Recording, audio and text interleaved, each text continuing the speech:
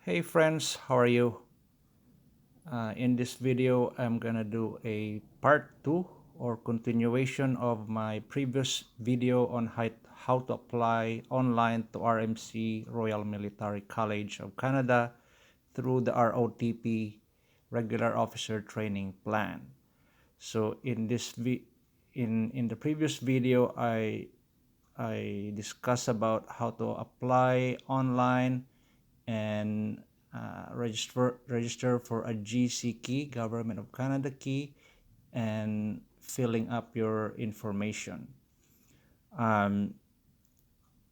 Another part of the online application is to validating your application. Validating means you are including extra information there.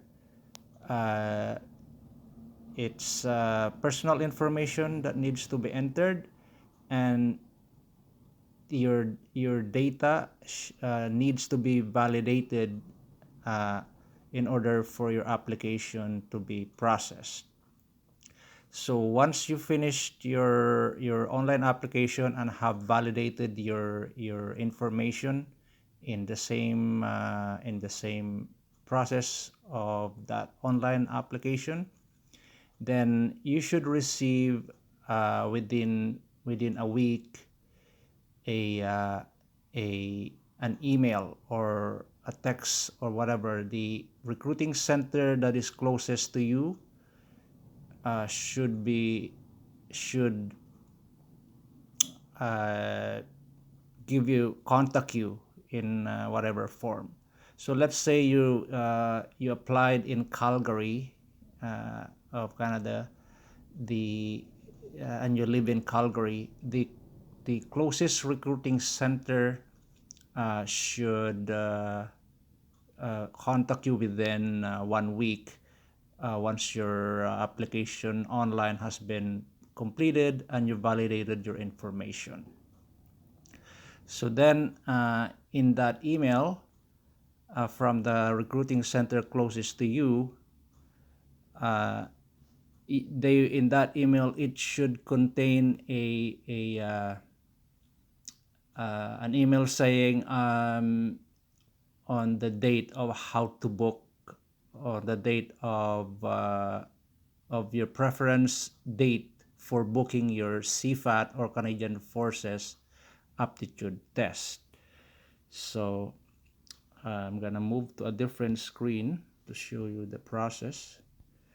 So you already submitted your application online and you have validated your data. So the next step, so by the way, this is in the forces.ca website, as you can see on the top of the screen, on how to join right there. Just showing you where is this information located at. So joining the Canadian Armed Forces, forces.ca, how to join. And then you can see here steps to join. So you have already submitted your application, and I discussed that on my first video. You validated your data, and the next step is reliability screening. So in this step, you will fill out some forms, and because those forms are needed to verify your information and to ensure that you are honest. So after your reliability screening and filling up the forms, the next step is the aptitude test. So when your closest recruiting center contact you to book your aptitude test or CFAT, it will ask you for 3 dates that will work to you, like top 3, rank 1, 2, 3.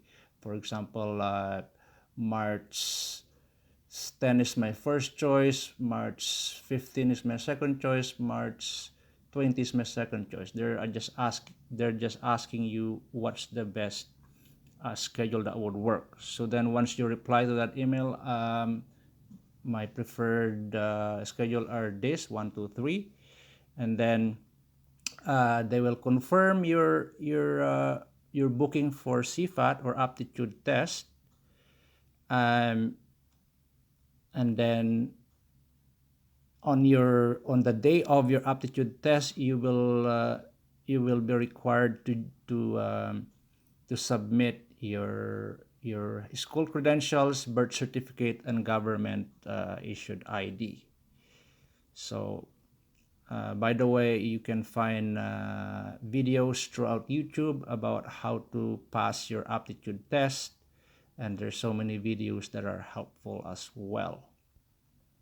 There's also a link here that you can practice Canadian Forces aptitude test right there as well. You can click on those blue links. How do I prepare for the CFAT?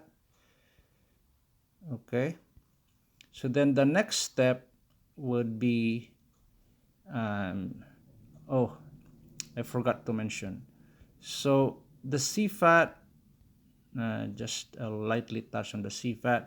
The CFAT or aptitude test, Canadian Forces aptitude test, consists of three sections: verbal skills, spatial ability, and problem solving. Verbal skills, these are the synonyms, antonyms, word definitions, and relationships of words.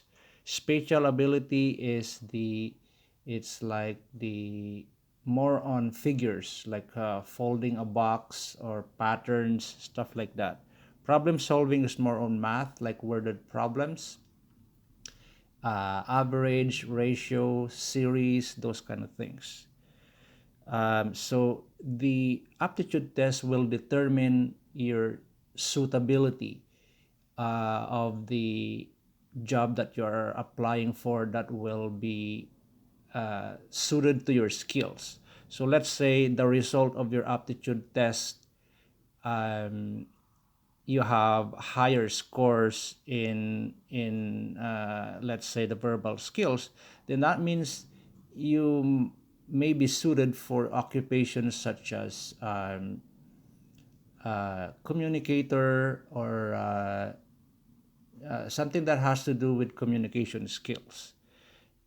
Spatial ability, when your scores in your CFAT, you have higher scores in spatial ability, you might be suited in occupations that has to do with patterns, and logic, those kind of things.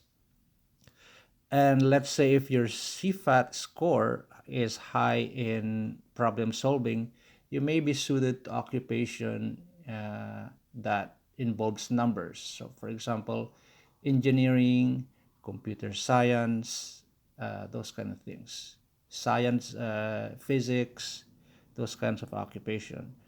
So, once your aptitude test is completed, um, it will then the next step will then for your medical exam.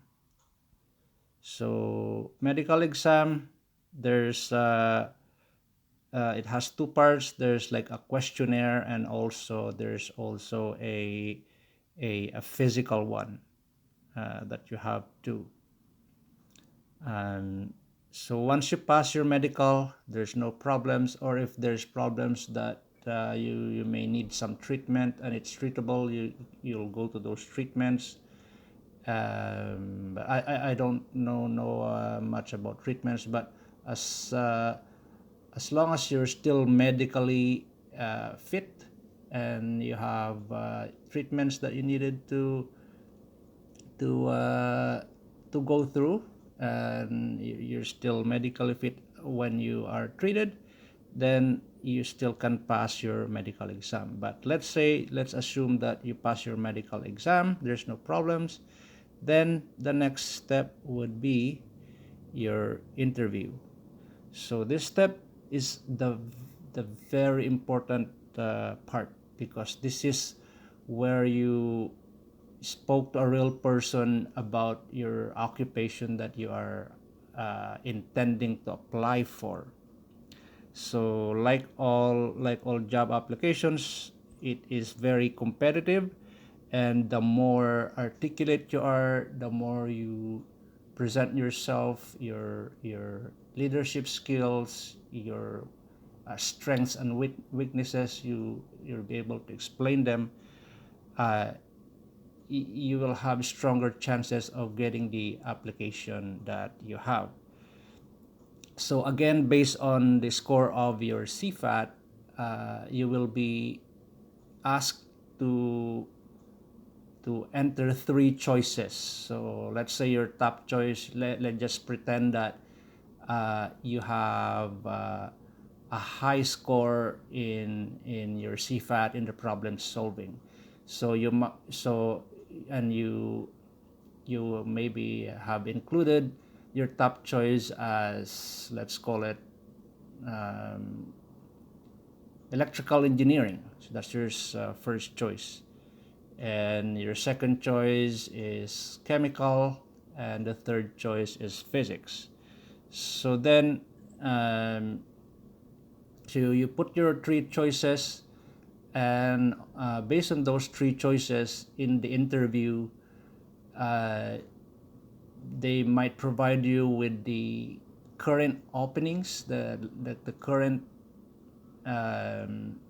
available options that are open that you can apply for. So then, based on your choices, you will then discuss this with the interviewer. So let's say you put your first choice as electrical engineering, and there's no available spot at the moment for that occupation. Then the interviewer might offer something that has to do with your second choice of the trade that you're applying for, and etc. If there's no available on your second choice, then your third choice. So yeah, so this is very dependent on the current openings and offers that are open for job positions. So then, I'll move my screen here.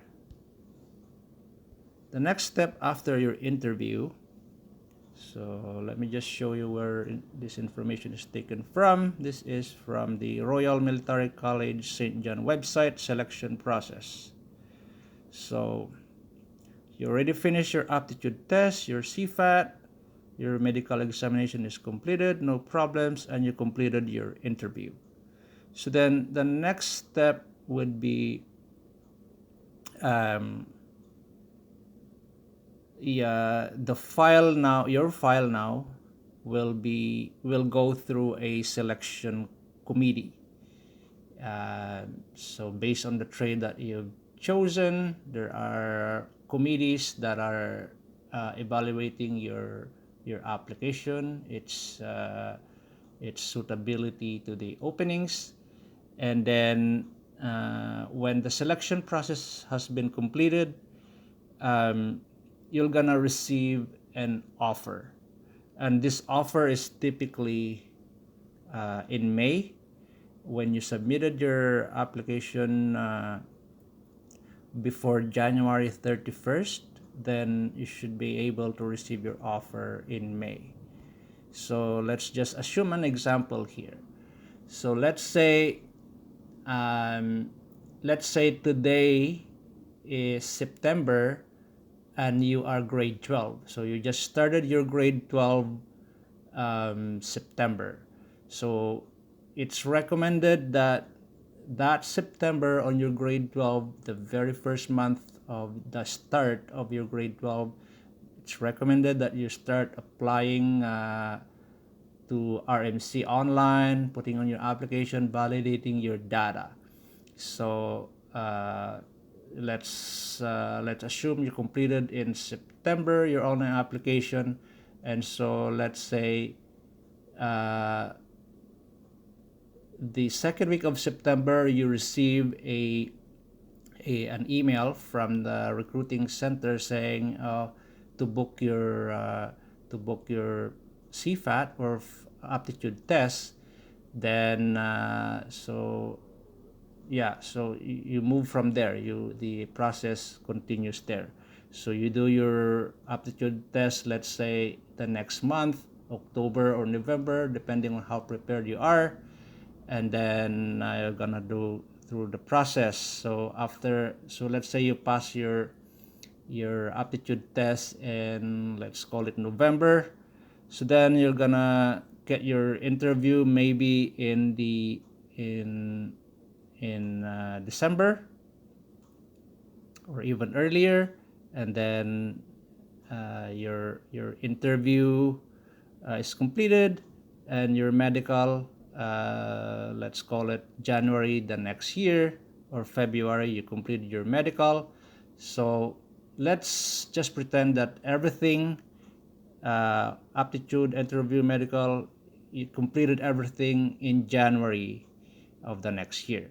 So then your file now is ready. The selection committee is starting to do their the selection process, and by the May of that year, you should receive an offer. So again, the situation everyone is very different. So these timings are just for ideal candidates. Yeah, like there's many factors affecting the individual's application. These dates work for uh, may work for someone and may not work for another. So it says here, the process can take 6 to 8 weeks for applicants. So you're encouraged to apply in September to October to maximize their chances of being selected. Okay, so let's say there are occupations here that are requiring extra testing. So it says here that's for air crew and military officer, military police officer. They needed additional testing. So it's recommended that you start your application earlier, so you will receive that offer in May. Yeah, so your success is the success of applicants are evaluated on two fundamental criteria. So the military potential. So it's saying here that your score is based on the assessment of the applicant's aptitude, personality traits, and your suitability to your occupation that you have chosen. So that's your military potential. And the other one is academic performance. So academic performance is how you perform in school, your recent and your recent marks. Okay, so then once you receive your offer, um, then the next step would be your swearing in. You're going into to a recruiting center to swear in. Yes, yeah. So, like I said, the application for each individual is different, and the timings are different depending on your application. Because I know people that has started with their application, and after 3 months to 4 months, they are already uh, they're already they're already more advanced than the other applicants. There are other applicants, like let's example, there are Canadian applicants, and there are Canadian born applicants, and there are applicants that are not born in Canada. So Canadian born applicants, um, they typically have faster processing for the most part. And for overseas born applicants, Um, it's generally that they take some time because of the screening, the background check of the countries that they travel to, where they originally from, where they're born. So it takes a while. So this is for security reasons, and background check, stuff like that. So some people, I know it took them from when they apply, it took them 18 months before they received the offer this were in, and then they started their their their education, their university, or whatever. Um, they might start, cause anyway, never mind. So yeah, like all I'm saying is the timing is different for everyone. So again, these are my sources: the Royal Military College website, and the other one is the forces.ca website. Yeah, if you have any questions, and if you want to learn more, I will put the links in the description of the video to hopefully answer your questions. Okay, that's it for now, and hope you have a good one. Take care.